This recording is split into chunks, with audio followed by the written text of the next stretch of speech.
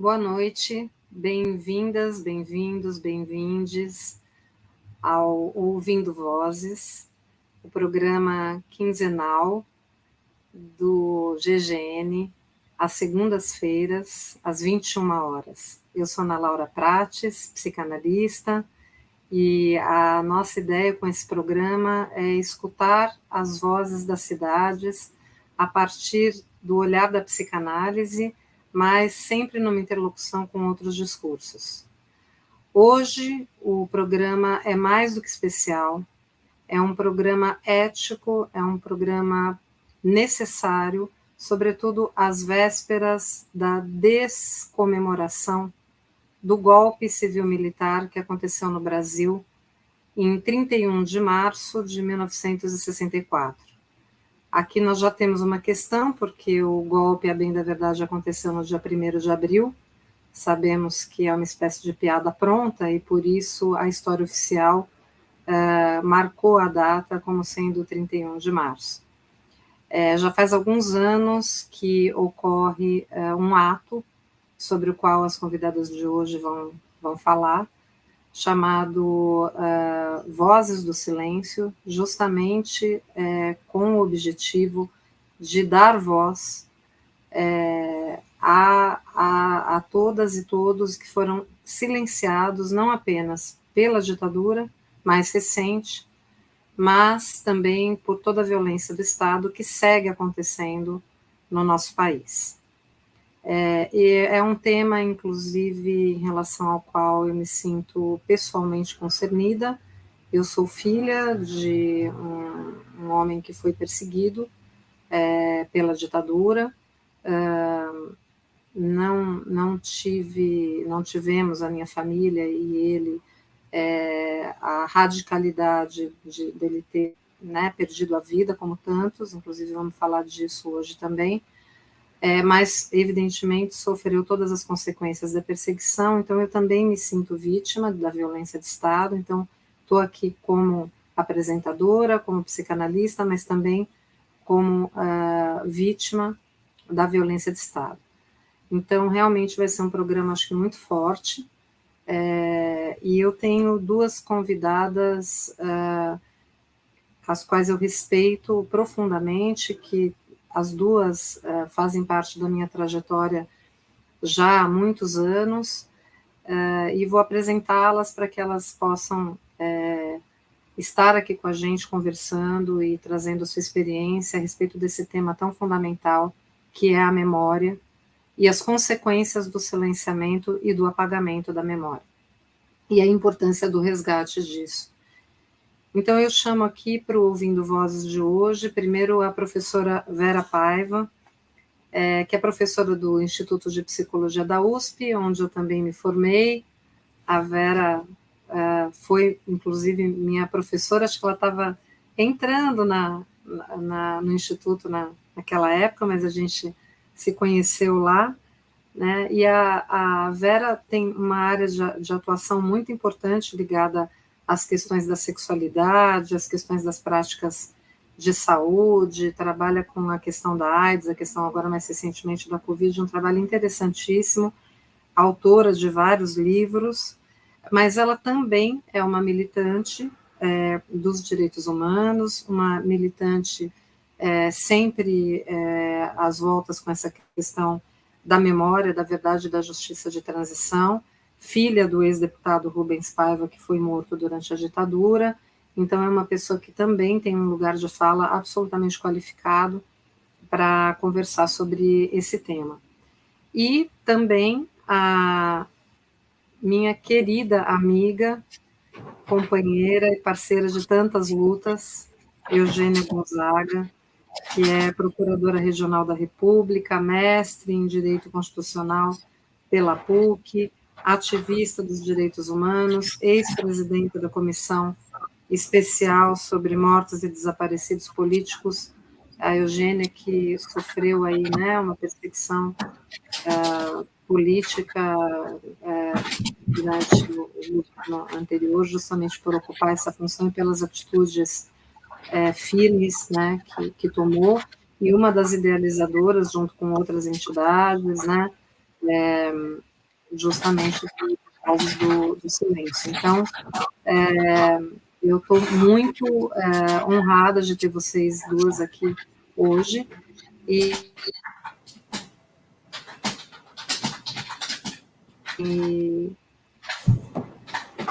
falarem um pouco do trabalho de vocês, né? E a gente começar a conversar sobre esse assunto e entrar um pouco, né, no tema das consequências justamente da questão da memória, né?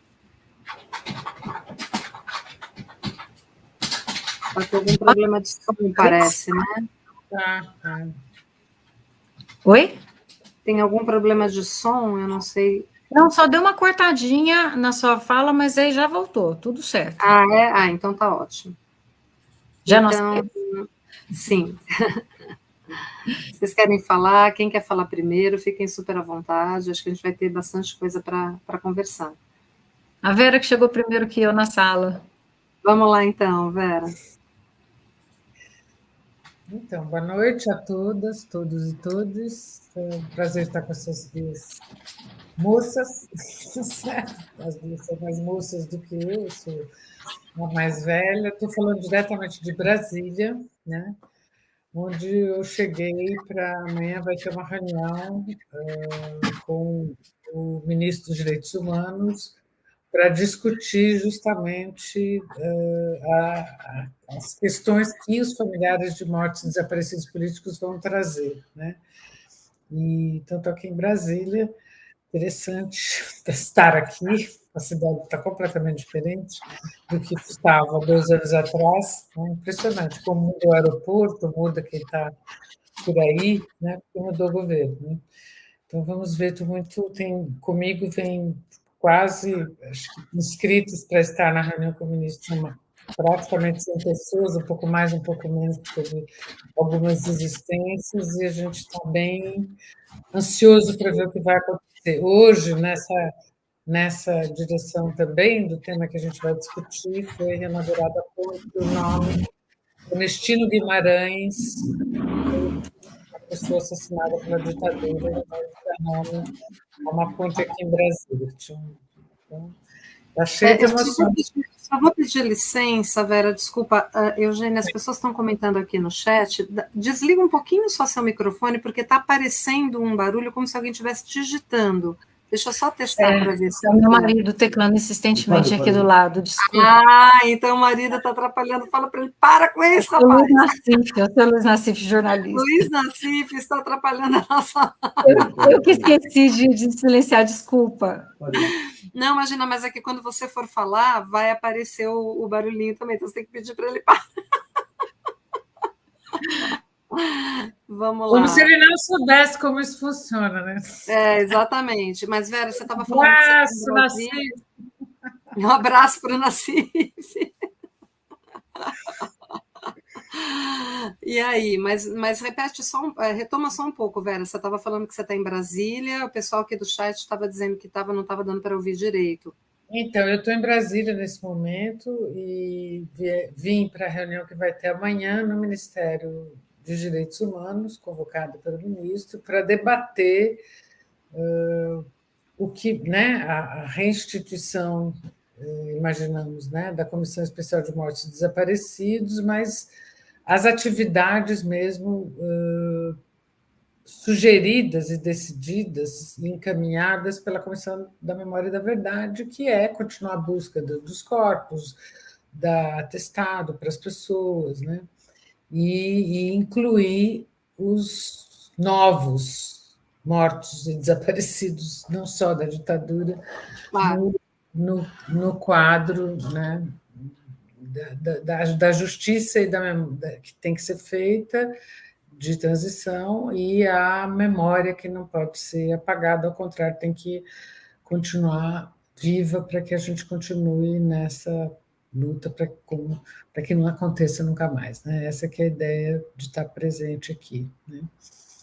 Eugênia, você não quer... A gente vai falar, acho que assim, né, vai ter oportunidade de falar mais detidamente sobre essas questões todas, inclusive aqui do Brasil e tal, mas acho que você podia falar um pouco da Comissão de Mortos e Desaparecidos, porque foi uma coisa tão importante que aconteceu nesse contexto, né? E como você foi a a presidenta, acho que você podia contextualizar um pouco para quem não conhece essa história. Acho que é bem importante a gente começar por aí, né? Bem, são muitos anos, né, para contar, mas Sim. vamos falar o que é mais recente. A Comissão sobre Mortos e Desaparecidos Políticos, ela foi criada em 1995, inclusive a mãe da Vera aqui, né, a dona Eunice Paiva, foi uma das grandes militantes pela criação da comissão, e a comissão teve um papel importantíssimo de, pelo menos, reconhecer, né, que algumas pessoas, né, foram efetivamente vítimas da ditadura, morreram, porque essas pessoas simplesmente desapareceram dos seus lares e as famílias não tinham sequer como dar continuidade à sua vida. Por exemplo, vender um imóvel que tivesse no nome da pessoa. É claro que tem o procedimento judicial de ausência, mas a família deveria provar, e a família não tinha nada para provar, o governo simplesmente não admitia nada. Então, foi a primeira admissão histórica, oficial, de que houve, sim, mortes na ditadura, mas foi um reconhecimento ainda muito tímido. Então, o Brasil é o único hoje, né, citado aqui entre as ditaduras da América Latina, que foram muito parecidas, que teve, por exemplo, esse número cabalístico, né, de 434 vítimas. De onde surge esse número? Surge do critério muito estreito da lei que reconheceu. Eles só reconheceram que morreram, né, não é nem que foram mortos, que morreram, né, é aqueles militantes políticos, aquelas pessoas que atuaram em movimentos políticos. E isso não aconteceu em outros países, né, que foram reconhecidas como vítimas da ditadura, pessoas atingidas, né, mortas pela ditadura, independentemente da sua militância política ou não. Então, nesse sentido, a gente pode falar que o Brasil aí tem para lá de 10 mil vítimas, apenas de mortos, né, não estou falando de pessoas, né, como seu pai, né, que sobreviveram, enfim, mas foi um papel importante. Foi a primeira, a gente pode chamar de primeira comissão da verdade, né? Então, essa comissão se chama Comissão Especial sobre Mortos e Desaparecidos Políticos. Ela funcionou até a instituição da comissão. Depois veio a comissão de anistia, que já é outra comissão. Se tiver interesse, a gente explica um pouquinho a diferença das duas. Isso veio em 2002. E em 2012 vem a Comissão Nacional da Verdade, que aí dá um outro contorno também, né, para esse cenário. Que foi durante o governo Dilma, né, Eugênia? A comissão. Foi no governo Dilma que foi instituída. O Brasil foi condenado pela Corte Interamericana a instituir, né? Muita gente fala assim que a Dilma perdeu parte da sua governabilidade por ter instituído a Comissão Nacional da Verdade. Porém, ela foi condenada a fazer isso, era dever dela fazer, ela não podia deixar de instituir, não tinha essa opção, que era uma condenação. Bem, e em 2014, né, eu tive a honra de ser convidada para coordenar essa comissão sobre mortos e desaparecidos políticos, porque a Comissão Nacional da Verdade ela foi temporária, durou só 2 anos. E entre as suas recomendações era que fosse fortalecido o papel dessas comissões mais antigas que ela, tanto a de anistia quanto a de mortos e desaparecidos políticos.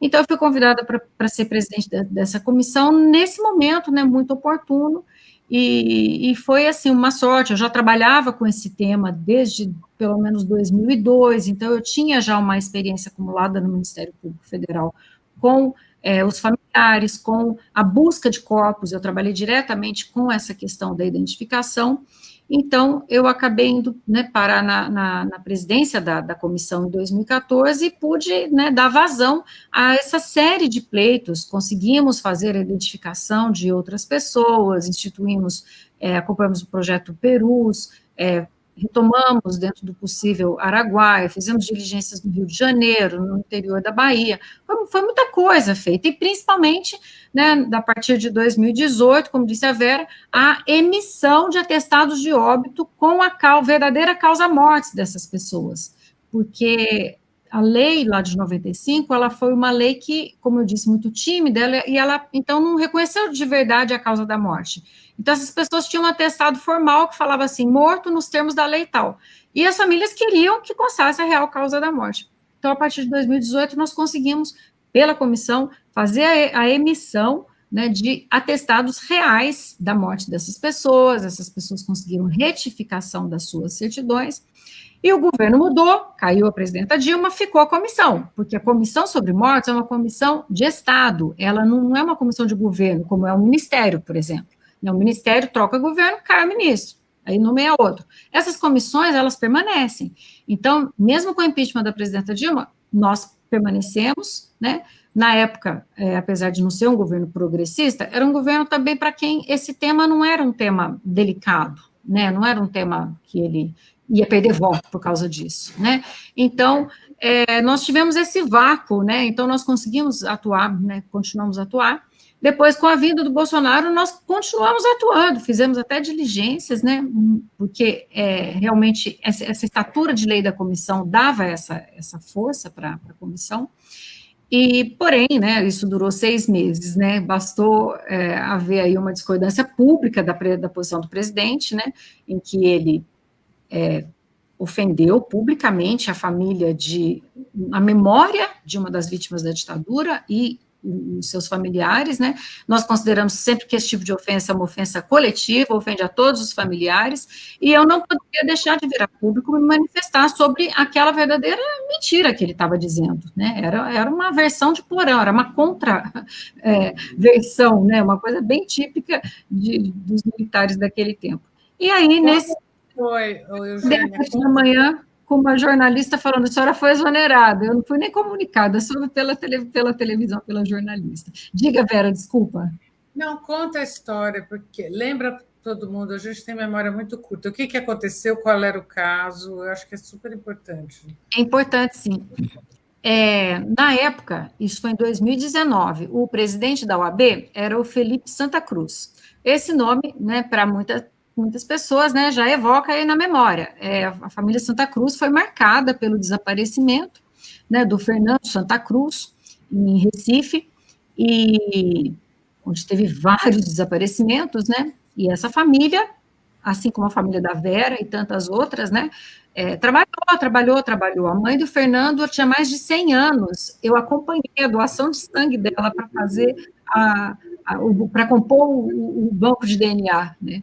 Então, essas famílias nunca desistiram dessa busca, são famílias que assim, ficaram sempre na frente, né, dessa resistência, dessa esperança de localização.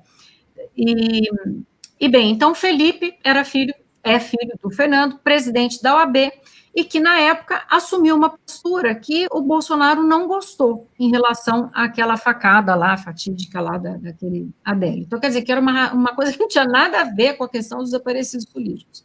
E o Bolsonaro vem em público e fala que esse presidente da OAB não sabe nada, ele não sabe, tipo assim, algo assim, né?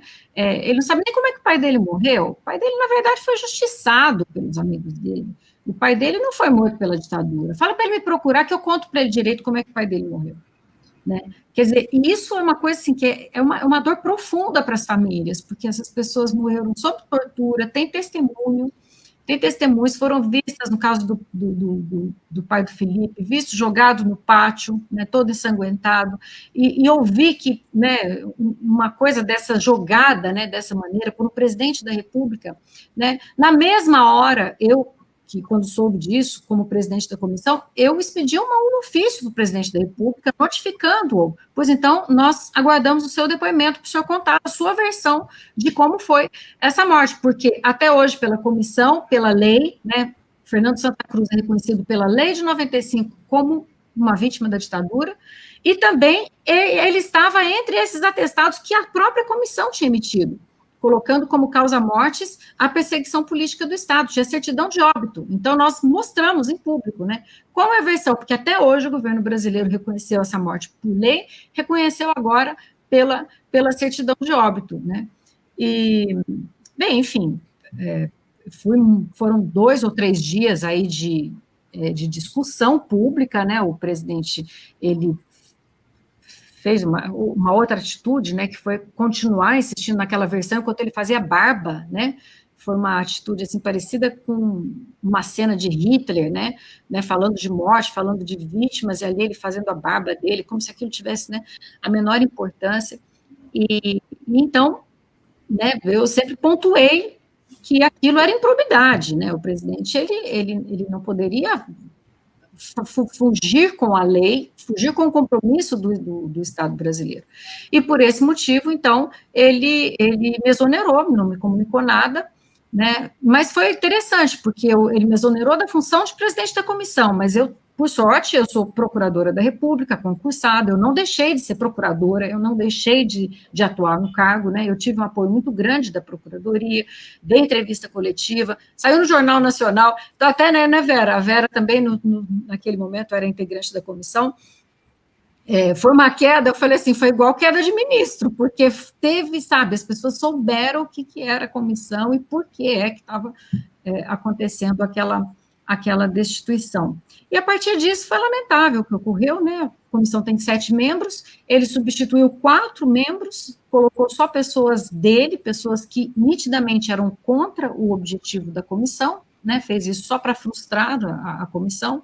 A Vera foi uma resistente, ela junto com a Diva Santana, que também é familiar de desaparecido político, Ivan Marques, que é membro do Ministério Público. Eles iam os 3 nas sessões, nas pouquíssimas sessões que tiveram, e eram sempre voto vencido, mas eles faziam questão de pontuar. Eu recomendo aí, eu acho que os votos, as manifestações que eles fizeram nesse período são coisas assim, são históricas, né, nesse movimento de resistência, e culminou, infelizmente, né, com aquilo que eles já planejavam desde o início, que foi conseguir aprovar um relatório de extinção da comissão. E o último ato do governo Bolsonaro foi no dia 31 de dezembro, saiu publicado no Diário Oficial um despacho aprovando o relatório de extinção da comissão. Um despacho apócrifo, sem assinatura, porque naquele momento, quem era, o Bolsonaro já estava fora do país, quem estava no cargo era o Mourão, não assinou, e o ato de homologação, vamos dizer, de uma decisão da comissão deveria ter sido um decreto, penso eu, né? Então, a meu ver, foi uma extinção que é nula, né? E agora a espera é pela reinstituição da comissão, que infelizmente não aconteceu ainda. Falei muito já, o tema é muito grande, Vera. Vai me interrompendo, você também, Ana. Não, não, mas eu te agradeço muito, Eugênia, porque eu acho que é fundamental a gente retomar essa história. Como a Vera disse, a gente sofre do mal da falta de memória, e eu acho que é uma questão fundamental aqui do Brasil, né? Eu queria justamente chamar a Vera para a conversa sobre esses 2 aspectos, né, Vera? Assim, primeiro, a questão particular mesmo, assim, como a Eugênia ressaltou, assim, o sofrimento dos familiares, o que isso acarreta de consequências na vida das pessoas, porque eu acho que tem muita gente que não tem noção do que significa ficar nesse limbo. Essa figura do desaparecido é uma figura que juridicamente não existe, né? Então você não pode tomar providências práticas na vida, a vida das famílias fica completamente parada, então tem consequências gravíssimas nas vidas particulares, além da dor, do sofrimento, da revitimização, várias vezes, a cada vez que acontece uma coisa dessa. E isso é um aspecto mais do que importante, inclusive uma questão humanitária, né? Mas acho que tem um outro aspecto que é essa segunda morte, assim, até eu já tive a oportunidade de falar algumas vezes com a Eugênia sobre isso, e dizer que, assim, vocês são uma espécie de Antígonas brasileiras, né? Lembrando da peça do Sófocles, que até agora está tendo uma montagem super bonita com a Andréa Beltrão. Eu estou até querendo ver se eu convido ela para vir aqui falar sobre isso, porque ela é tão contemporânea, essa peça, a gente assiste, parece que ela está falando justamente das questões que a gente está vivendo na atualidade. E trata-se exatamente, a tragédia é exatamente essa, a personagem se dedicando a exigir que o irmão possa ter um enterro justo, né? Ou seja, as homenagens fúnebres, em resumo, uma lápide. E a questão toda de que se trata não é que ela está fazendo isso porque é irmão dela, tem essa questão do irmão, evidentemente, mas você tirar o direito de um ser humano ser enterrado dignamente, o direito à lápide, tira a humanização, desumaniza. E na medida em que desumaniza, ela provoca uma segunda morte. Então, é uma morte simbólica, além da morte que já foi feita, que é a morte do corpo, ainda opera-se uma segunda morte, que é uma morte simbólica, e, portanto, é um crime, digamos assim, contra a humanidade, né? Porque você não está atingindo só aquela pessoa, aquele indivíduo, digamos assim, ou a sua família, mas é toda a humanidade, você está tirando a humanização daquela pessoa, né? Então, eu acho que tem esses dois aspectos que são fundamentais, porque assim, eu fico pensando qual a consequência disso para o laço social nosso aqui do Brasil, desse apagamento, né? Desse apagamento dessa desumanização que é sucessivamente operada e que acaba, de alguma maneira, autorizando que a violência continue acontecendo, não apenas nos casos da ditadura, mas, como vocês disseram, a violência de Estado que segue acontecendo hoje, que supostamente a gente vive num Estado democrático, né? Então, acho que belíssima introdução, né? Eu vou começar trazendo um caso muito recente, e que eu faço questão da gente ficar lembrando, porque, né, por isso que eu falei, lembra do caso, gente. Nomeando, né? Foi anteontem esse caso, tá certo? Do Bolsonaro fazendo barba, tirando sarro e provocando, tá certo? Tá? Foi anteontem também, né, que eu passei 3 dias em choque, tá certo? Empatizada com a família do Bruno e do Dom na Amazônia, né? Porque a história do Bruno e do Dom na Amazônia é uma tentativa de desaparecer um corpo, de fazer um corpo desaparecer. É um assassinato, teria sido um assassinato seguido de desaparecimento, certo? Vamos lembrar, né, como é que foi, tá? Né, eles mataram os dois, levaram para o meio da mata, esquartejaram, lembram disso? Desculpa colocar, mas é isso literalmente, tá? Espalharam o corpo, e porque nós vivemos numa democracia, talvez essa seja a diferença, numa democracia atenta, né, e que resistindo a andar para a barbárie total, tá certo?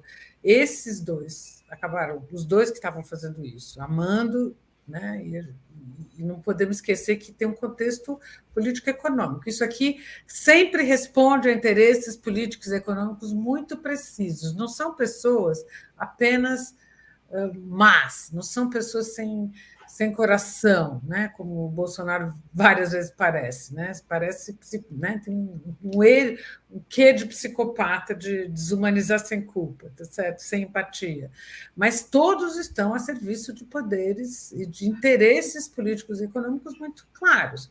No caso do Dom e do Ron, era o desastre que eles estavam provocando nas terras dos Yanomamis, por exemplo, dos indígenas, tá certo?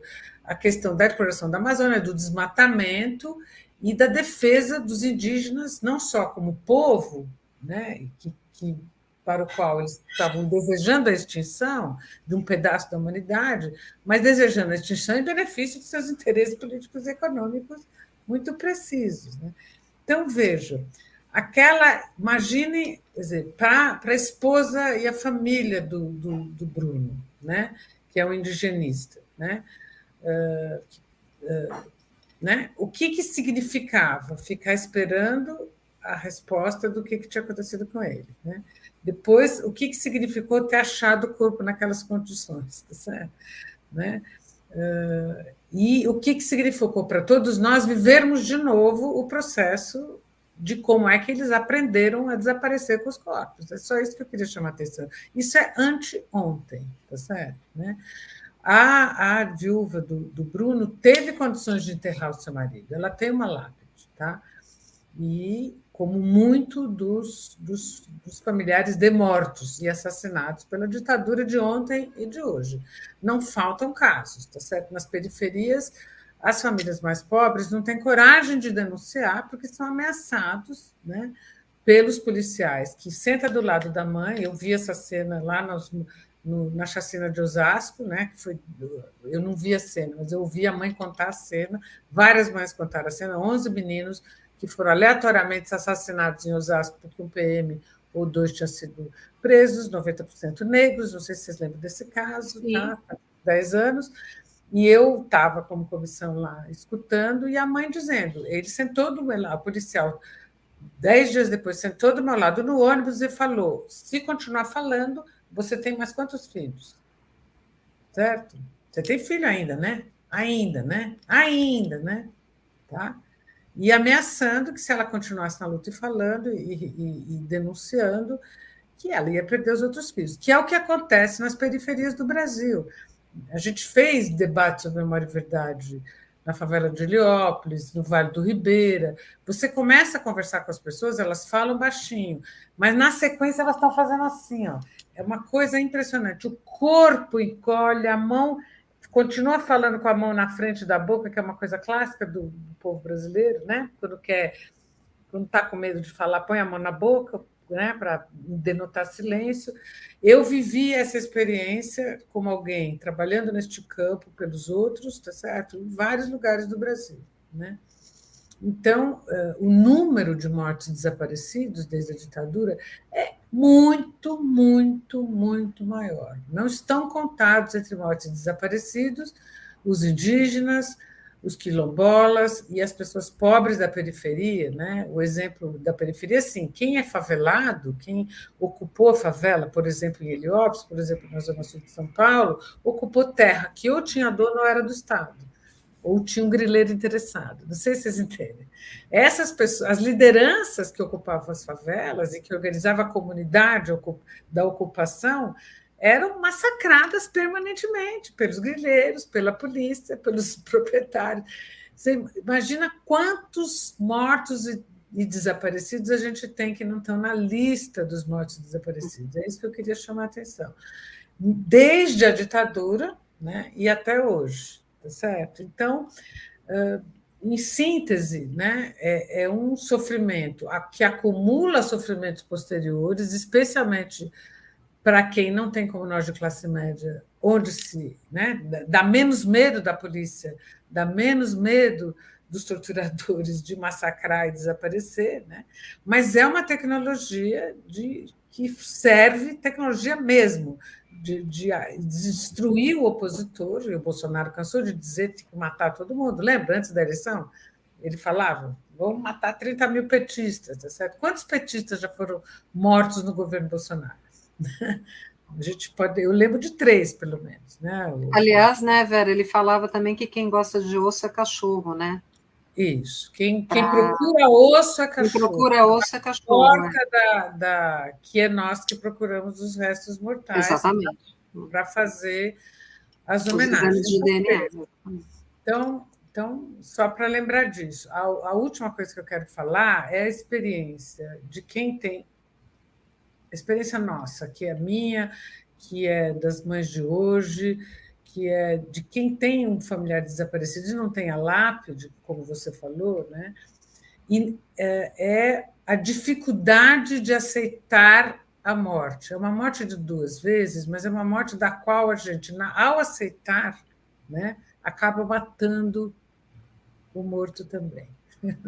Eu vou só dizer a minha experiência com isso. A primeira vez que a gente falou disso na minha família foi aos 40 anos do desaparecimento do meu pai, que teve uma exposição no Memorial da Resistência, e a gente saiu todo mundo junto, estavam as irmãs da minha mãe, primos, e aí nós nos demos conta que nós nunca tínhamos participado juntos de uma homenagem fúnebre, uma missa, não tinha, porque não tinha enterrado, não tinha uma lápide, não tinha enterrado. Agora tem o busto, tá certo? E aí nós perguntamos, quando que você acha que, entre os irmãos, entre os primos, entre as tias, entre as irmãs dele, tá certo? Quando que você acha que ele morreu? Quando que você se convenceu de que ele tinha morrido, que não ia mais voltar, o desaparecido, percebe? Cada um a diferença variava de 2 anos depois da prisão a 10 anos depois da prisão. Tá? E assim, o meu depoimento pessoal é que a sensação que eu tenho é que eu, na hora que decidi que ele tinha morrido, tá certo? E a minha mãe falou isso de outra maneira quando recebeu o atestado de óbito, eu contribuí para matá-lo. Eu perdi a esperança, tá certo, de que ele voltasse. Não sei se vocês entendem. É horrível a sensação. Ao mesmo tempo que a gente tem que andar para frente, tá certo? E enterrar, é isso que você falou das 2 mortes, né? Ficar em suspenso, tá certo? Se vai voltar ou não vai, né? E a ditadura fazia questão de telefonar e dar informação falsa, certo? Alô, dona Eunice, eu sei onde está seu marido. está em Cuba, sabe? Era assim, era desse nível, certo? Arrumou outra mulher, ficava falando essas coisas, né? Uhum. É bem duro e, de novo, acontece até o dia de hoje nas periferias, entre indígenas, entre trabalhadores rurais do campo isolados, né? Falei demais também. E daí a importância de movimentos como o das Mães de Maio, que não tem nada a ver com as Madres de la Plaza de Maio da Argentina, por Não, coincidência. mas tem, né? Porque a violência do Estado Não, tem semelhante. tudo a ver, mas eu digo, o maio é uma coincidência, né? São Porque dois foram movimentos. os crimes que aconteceram em maio de 2006, só para também contextualizar aqui. Ana, Né? não sei se eu estou aqui complicando seu programa, Ana, mas é que o tema é tão importante, você instiga tanto a Vera, mas dentro dessa linha, né, do plano pessoal, né, no dano para as famílias e tudo, e nisso que a Vera falou, né, aconteceu anteontem, né, Exatamente. a revitimização constante. Anteontem mesmo, dia 23 de março, Literalmente. exatamente, eu recebi uma chamada da Hildegard Angel. Não sei se você sabe dessa história, assim, é bizarra a história. Havia uma carta, uma declaração pública assinada em cartório, um documento de uma pessoa que presenciou e admitiu a morte, conta como foi o que ele viu da morte do Stuart Angel.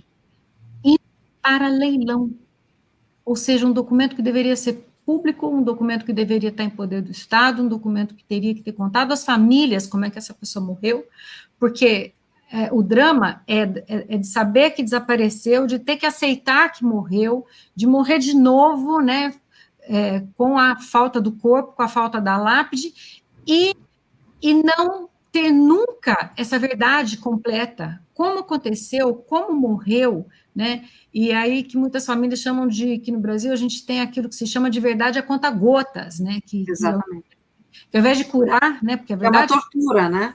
Ela revitimiza, ela vai doendo mais, porque só agora, né? E então eu pediria licença assim para ler aqui rapidamente aqui claro.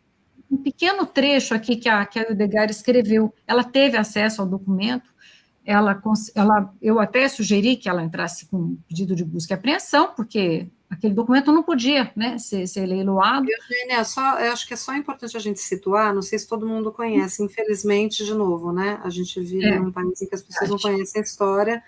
A Zuzu Angel era a mãe, né, da Hilde Angel e do Stuart Angel, que era um jovem militante que foi capturado, preso, torturado até a morte, só que foi desaparecido, justamente, o assassinato dele não foi, à época, assumido pelo Estado, e a Zuzu era uma pessoa que circulava na sociedade carioca, e então ela usou essa influência que ela tinha para tentar, por todos os meios, ela ia quase que cotidianamente aos lugares onde ele possivelmente estivesse preso, tentava falar com os militares, e enfim, e depois, para encurtar a história, ela acabou sendo assassinada também, né? Forjaram um acidente de carro, né? Mas sabe-se que foi um assassinato, e ela foi distribuindo cartas, né, sobre o que estava acontecendo para algumas pessoas, dentre elas a mais conhecida, ela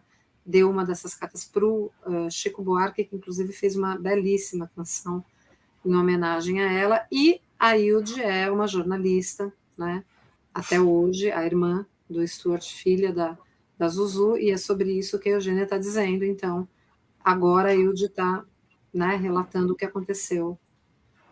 Que ela agora, antes de ontem. Ela acabou de descobrir um documento que foi escrito, gente, em 29 de março de 1976.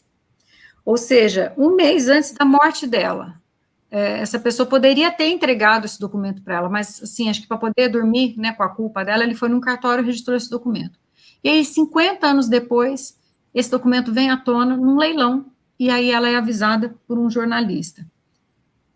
E ela conta aqui, né, rapidamente, aqui a coragem da mãe, tudo que a mãe fez, né, e os atos de resistência da mãe, né? Um desses atos de resistência é que ela fazia roupas alegres, né? E ela fazia os desfiles e com as modelos, né? A Elke Maravilha era modelo dela, né? Tenho uma grande admiração por essa figura. Ao som da música Boi Voador, também do Chico. E essa música cantarolava: quem foi, quem foi? Quem foi que falou no boi? Manda prender esse boi, seja esse boi o que for. Né? E o texto que ela escreve é Stuart, o boi voador. Então, ela conta aqui como a mãe sofria nessa busca, e se, por um lado, ela se mostrava tão forte, né, durante o dia, a filha podia, né, ouvir ela dormindo e balbuciando, né, tuti, tuti, que ela vivia, né, tentando encontrar, e aí, finalmente, em abril de 76, ela é morta nessa emboscada, né. O que não se sabia era que, 20 dias antes daquela data, o senhor Aurélio Carvalho foi num laboratório em Caxias, foi num cartório em Caxias e lavrou essa declaração, que apareceu só 52 anos depois. Bem, ela acabou tendo acesso, os advogados conseguiram, no próprio leilão, já suspender, sem precisar de nenhum mandado de busca e apreensão, e aí ela disse que não teve forças, né, para ler a carta, e depois de alguns dias, ela conseguiu, né, ler essa carta, essa declaração, que nem eu não vi ainda, né, eles primeiro vão testar a autenticidade, né, mas o que ela escreve, né, para a gente ver, assim, a revitimização, a dor, a reviver todo aquele aspecto. Revi meu irmão na sua cortesia e doçura, deixar-se prender sem reação, e com sua firmeza e legitimidade, deixar-se torturar e matar, sem trair suas convicções políticas e seus ideais.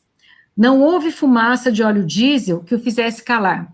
Ele, depois de tanta tortura, para quem não sabe, ele foi amarrado num caminhão e acabou morrendo sufocado pela fumaça de caminhões. Queimando por dentro, com os pulmões assados, Stuart morreu sem pedir clemência. Pediu água, bateu asas e voou, como um anjo, como um boi voador.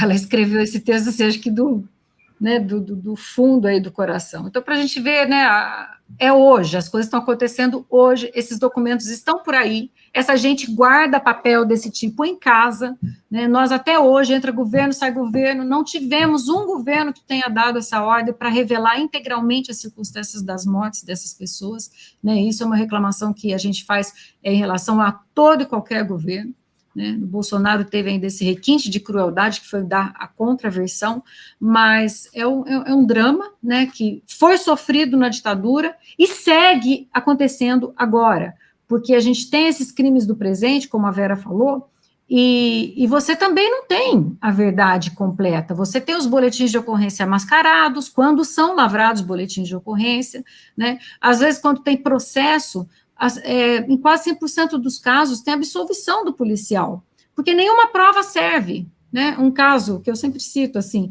a irmã da vítima estava dentro do quarto e viu, assim, os coturnos, viu o menino ajoelhado, viu o tiro, o menino caiu, né? E ela testemunhou, ela contou isso, e o depoimento dela não foi aceito por ela ter relação, né, com a vítima, e porque ela não presenciou os fatos.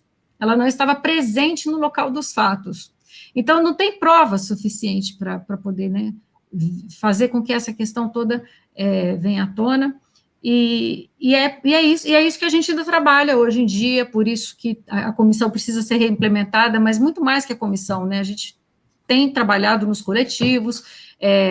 Hoje, nós fazemos parte de um coletivo que se chama Vozes do Silêncio, que é justamente, como você disse, né, tentando dar voz, né, a todo esse silêncio em torno de tudo isso, né, o silêncio em torno desses crimes do passado e dos crimes do presente também, né, tem um silêncio também, né, as pessoas não querem muito, né, saber a respeito disso, e aí o que a gente mais tem feito para marcar, né, essa presença, né, pelas vítimas de violência do Estado, é essa caminhada do silêncio, da qual a Vera, eu, a Ana Laura também participou, né, nós somos uma das idealizadoras dessa caminhada, já existe em outros países há mais de 20 anos, né, as pessoas saem à noite com as fotos das suas vítimas, com velas, com flores, para poder fazer simbolicamente, né, esse enterro, fazer essa homenagem à memória, e normalmente eles fazem na data dos seus respectivos golpes militares. Aqui no Brasil, o golpe é datado de 31 de março, ou 1º de abril, né?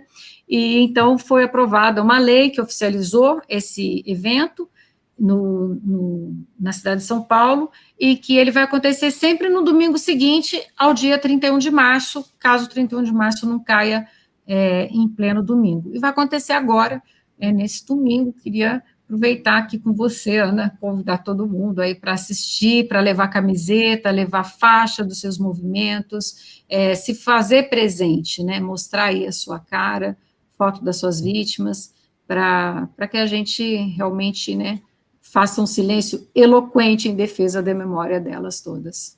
Não, é muito forte realmente isso que aconteceu. Eu te agradeço, Eugênia, ter retomado essa questão. A Lourdes Nassif, que está aqui pelo GGN, nos bastidores, tem algumas questões ao vivo das pessoas que estão assistindo. Eu acho que você podia, Lourdes, escolher algumas para colocar aqui. Eu acho que essa questão que o Otávio Lacombe está colocando realmente é fundamental. Eu acho que a Vera já comentou o quanto... Mas a pergunta é relevante. Como Sim, exatamente. Em algum programa de reparação, né? Então, essa questão da reparação.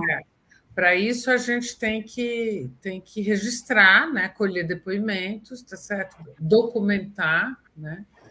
E a pergunta, eu vou só falar, viva voz, porque aproveito também para dizer para vocês que o nosso programa também é um podcast no Spotify, e no podcast, às vezes, as pessoas não podem ler a pergunta, então eu só vou falar em voz alta aqui, que ele está perguntando se haverá como incluí-los, essas vítimas, em algum programa de reparação.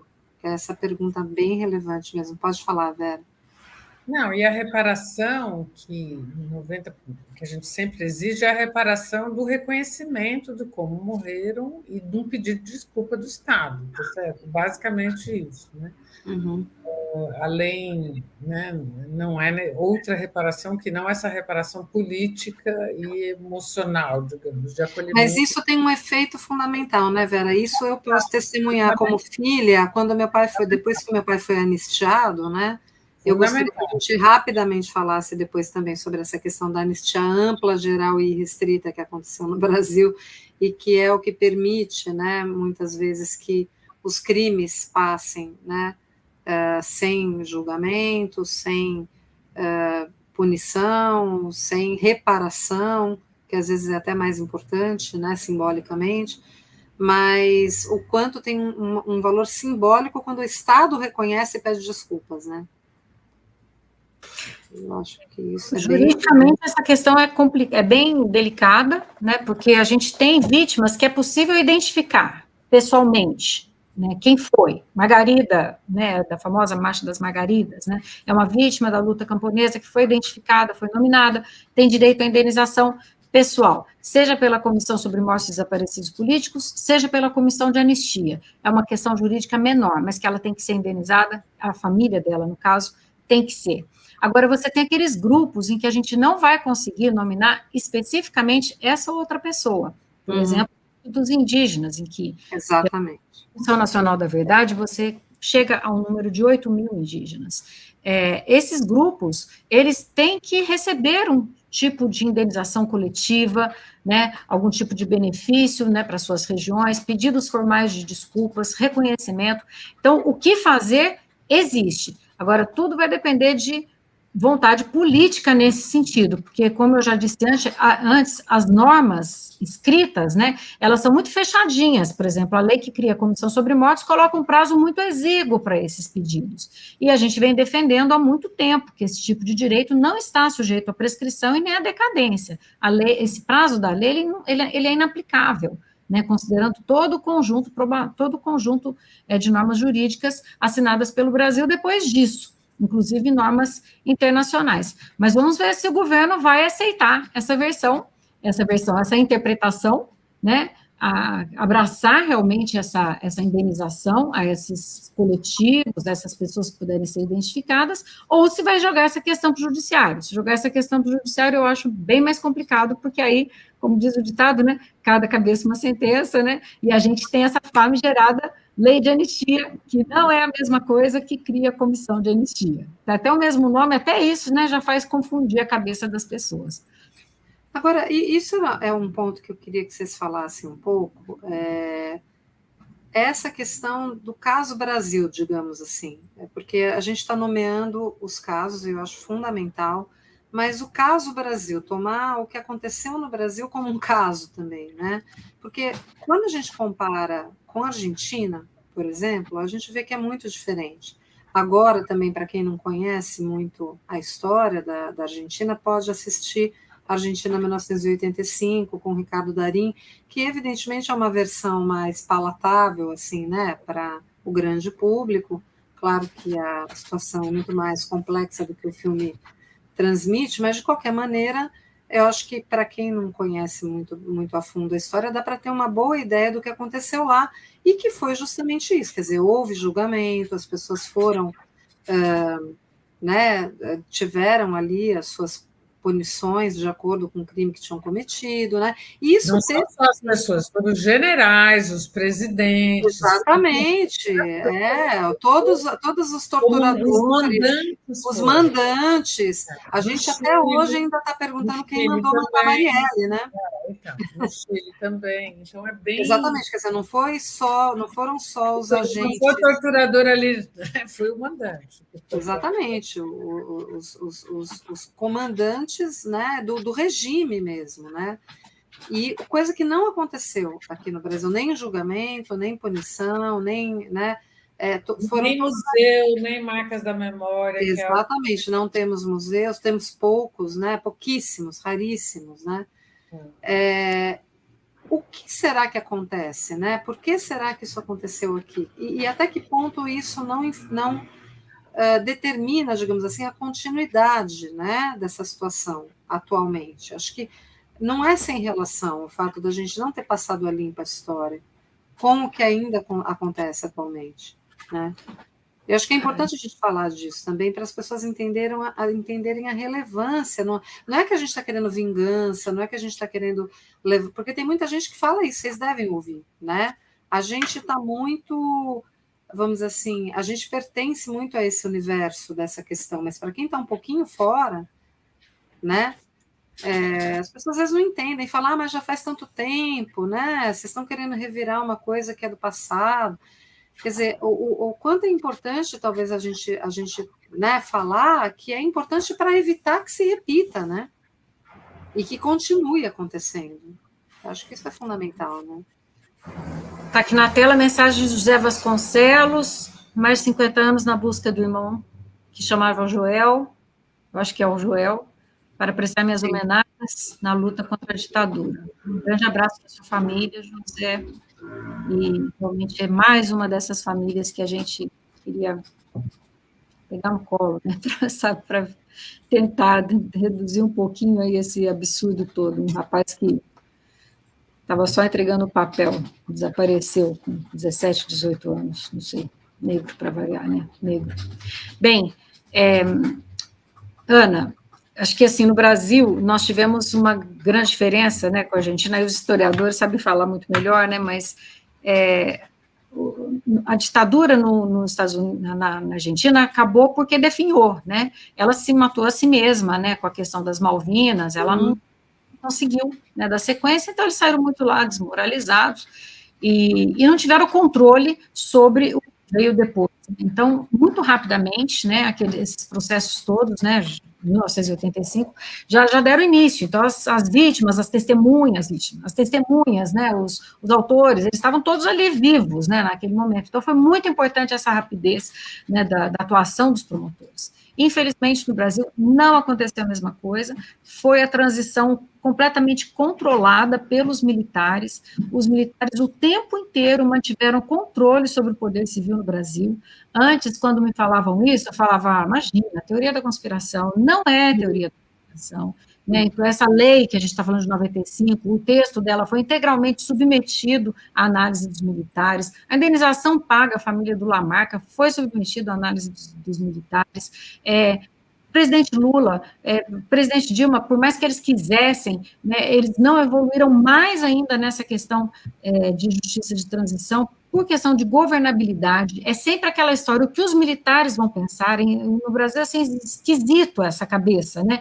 Até jornalistas, eles falavam, mas o que os militares vão pensar? Gente, o que tem a ver o que eles vão pensar, né? Tem que defender o Estado brasileiro, e não é atacar os seus cidadãos, né? Não é essa a função, né, das Forças Armadas. Eu espero que o governo Bolsonaro seja as Malvinas dos militares no Brasil, porque a desmoralização deles foi muito grande, né? Veio à tona muita coisa. 8 de janeiro, acho que foi o ápice, né, dessa desmoralização toda, e eu, sinceramente, assim, eu vi, apesar do choque, né, eu tive, né, a esperança de que isso sirva para que as autoridades, no momento, acreditem, não tem governabilidade enquanto você fizer esse tipo de acordo de impunidade em cima dos corpos das vítimas, porque não são vítimas só do passado, são vítimas também do presente. Se a impunidade for mantida em relação aos atos do passado, você vai também garantir a impunidade para os atos do presente. É uma prática, isso precisa colocar um fim, isso precisa ter um corte. Não é possível mais falar que não vamos mexer nesse tempo por conta de governabilidade. Por que a comissão de anistia já foi instituída e só a comissão sobre mortes não foi instituída ainda? Claro, exatamente. Eu não entendo, né? Desculpa aqui perguntar, né? Mas eu e a Vera, nós duas fomos integrantes da comissão, a Vera continua integrante, né? Pela vontade do ministro, eu tenho certeza que essa comissão já estaria instituída novamente, né? Mas ainda não foi, esperando o momento adequado, né? Então, realmente assim, é preciso que se entenda que enquanto a gente não fizer essa justiça de transição, a gente não vai ter um regime democrático amadurecido. É bobagem pensar que, em nome da democracia, eu preciso continuar fazendo esse pacto de impunidade com os atos do passado. Acho que eu espero que isso fique claro, mas eu já estou ficando meio preocupada, né, com toda essa demora nessa sinalização. Vera, queria que você fizesse aí as suas considerações finais, para a gente já estar se encaminhando aqui para o fim. Não, eu acho só, somando no que a Eugênia falou, porque a democracia pressupõe que você não governa eliminando os seus opositores, matando os seus opositores. Tá certo? A democracia é baseada no debate público, de preferência, de projetos para o país, de projetos, né, de futuro, de projetos atuais, etc., né, e que não se ganha discussão matando o opositor, matando quem está discordando. Sem isso, então, assim, para falar numa linguagem muito simples, tá certo? Né? Então, a impunidade, né, de quem faz isso, né, ou seja, impõe a sua vontade, a sua posição na força, tá certo? Não combina com democracia, isso é outra coisa, né? Então, eu espero ainda estar viva quando a gente tiver mais certeza da consolidação disso que há tantas gerações, né, no Brasil se luta, né? É isso. Bom, eu queria aproveitar para convidar quem está assistindo a estar presente no domingo. Acho que a gente podia fazer o convite oficial. Qual vai ser o horário mesmo, gente? Às 15 horas, é isso? A concentração a partir das 15 horas, na Praça da Paz, no Parque do Ibirapuera. O acesso é pelos portões 7 e 8 da República do Líbano, que vai ter ali música, depoimentos, e às 18 horas saem as pessoas na caminhada silenciosa até o portão 10, onde fica o monumento aos mortos e desaparecidos políticos do lado do Ibirapuera. Traga suas velas eletrônicas, suas flores, as pessoas que você gostaria de homenagear de ontem e de hoje, né, e participe disso. E acho que dizer quanto é importante que as pessoas compareçam para que seja um ato realmente significativo do ponto de vista. Se quiser trazer vela comum, pode trazer também. O pedido é que só que acenda fora do parque, já ali no monumento, porque tem uma certa restrição com as velas comuns dentro do parque, por isso que a Vera está falando de vela eletrônica. Exatamente. Bom, eu queria agradecer muito a presença de vocês, o fato de vocês terem aceito esse convite, terem dado esses testemunhos, esses depoimentos. Obrigada pela luta, mais uma vez. E a quem estava aqui com a gente até agora, eu queria também pedir para quem puder acompanhar, incentivar a mídia independente, curtir, compartilhar, seguir o GGN, virar colaborador, e mais uma vez dizer que a gente vai estar no Spotify também, no podcast, então vocês podem seguir lá, e é sempre muito importante dizer que a mídia independente é a mídia que realmente pode falar essas coisas aqui a céu aberto, a viva voz, né? Sem dever, digamos assim, discursos, né? A quem financia. Então a mídia independente é financiada por nós mesmos, né? Então a gente, justamente por isso, somos independentes, né? Então, parabéns, Ana, pelo seu programa que está começando, está muito legal, você tem todo um jeito aí de conduzir. Obrigada. Tomara que tenha vida longa e eu conto com parceria para o GGN. Muito obrigada pela parceria de vocês, mais uma vez, já tive a oportunidade de falar, mas repito aqui publicamente o quanto eu sou grata e estou alegre com mais essa parceria, né, Eugênia? Mais essa. Mais essa na vida. Então, boa noite, obrigada a vocês e até a próxima. Não se esqueçam de seguir aí para ver qual vai ser o nosso próximo programa, que eu vou fazer um certo suspense aqui, porque a gente está confirmando uma convidada muito especial. Então, boa noite, gente. Até mais. Obrigada. Tchau, tchau.